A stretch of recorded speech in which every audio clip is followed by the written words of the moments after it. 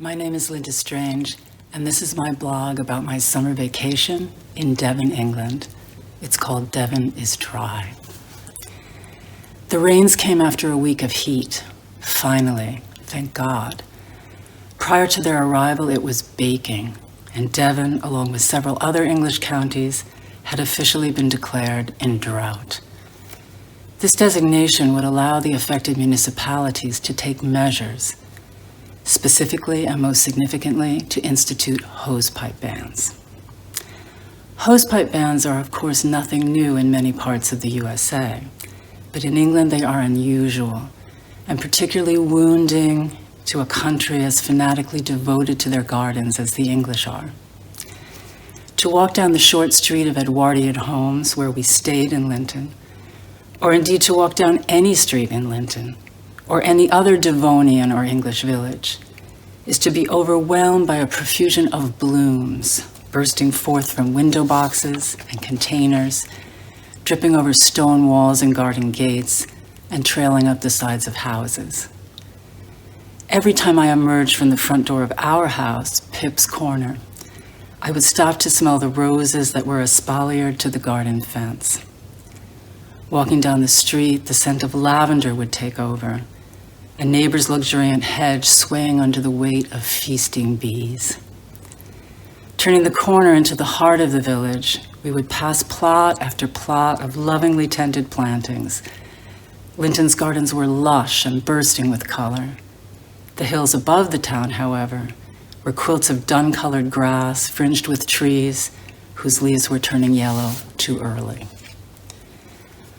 Below Linton lay the town of Lynmouth, the twin towns connected by a 130-year-old railway, and a warren of steep, heart-racing paths. The towns have been a vacation destination since the late 18th century, when the Napoleonic Wars made summering on the continent impossible. Little Switzerland, as this area is called, offers stunning views of the sea and the chalk cliffs of Wales on the other side of the Bristol Channel. Its gorgeous cascade with waterfalls, its pebbled beaches are full of sunbathers and swimmers.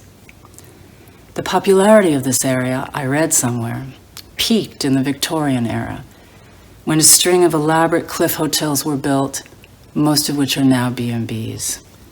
Yet if Linton's peak has passed, it is hard to see it. The streets were full of families and hikers. The restaurants were always fully booked. The tea rooms were chock-a-block with folks eating pasties, scones, and the local Devonshire ice cream. A large percentage of them accompanied by their dogs. If Devon is a paradise for cliff and gorge walkers, it is indisputably a paradise for their hounds. Fuzzy or sleek, grizzled or young, there were woofers everywhere, on the streets, under the restaurant tables, walking the cliff paths, tails wagging and tongues hanging loose.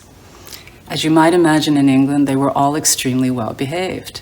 Leashed, they trotted along next to their owners, sat on picnic table cushions with their families, and drank their fill from the water dishes that were out in front of every establishment in the town.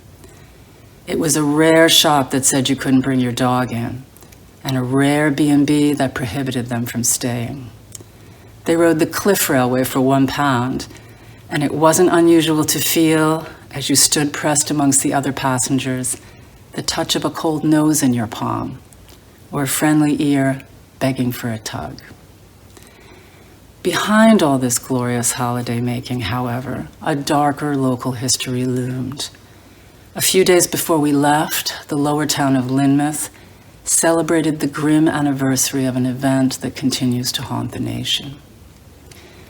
On the night of August 15th into the 16th of 1952, after 2 weeks of relentless rain on the moors above, these peaty hills took a further 9 inches in just 5 hours, precipitating the disaster for which Lynmouth is most known.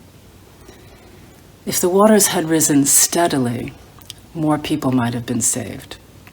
But the rivers and streams above the town, swelled by dislodged boulders and trees, backed up behind bridges, and when these obstacles gave way, deadly surges of water and debris roared down the narrow valleys, ripping whole houses from their foundations. Survival that night depended on several things. It depended on whether or not you decided to leave your house. It depended on whether you were standing in the front room of your house or in the back. It depended on whether you had the strength to crawl out over the ladder that was inserted horizontally into your upstairs window, although strength often did not save you. In the darkness, the power of the water swept both the frail and the strong away. This deluge from above was so ferocious that the course of the River Lynn was forever changed. The huge riverside walls in the center of the town crumbled. Empty cars with their lights on tumbled past terrified inhabitants as these cars were swept out to sea. 34 people died that night, and the town was a ruin. There was a memorial service when we were there. A wreath of remembrance was laid. People gave speeches. The Lynmouth Flood wasn't a climate change-induced disaster, but the architecture of humankind made it worse than it might have been. The bridges that held back the boulders and trees intensified the surges. Lynmouth's river walls funneled the waters higher and faster through the town. In this time of flood and fire and extreme heat, it's hard not to regard the Lynmouth Flood as a portent, not of what may happen in the future, but of what we are experiencing right now. The insignificance of humans against the mightiness of nature. What happens when you build heedlessly, ignoring the elements upon which you depend. The rains which finally came to Devon in the last week of our stay were nothing like the rains of August 1952. As I began writing this, they pattered pleasantly on the conservatory roof above me and freshened the wind coming in from the sea. They were forecast to continue for several days, and we departed Devon through mist-filled valleys and over heather-damp hills. Perhaps enough precipitation fell to turn the brown fields green again. They are not green here. Along with the drought, both in Devon and in Connecticut, there is now a nervousness in the air, a pervasive unease that never quite lifts. They are here. All those climate change-induced weather changes that we were warned about.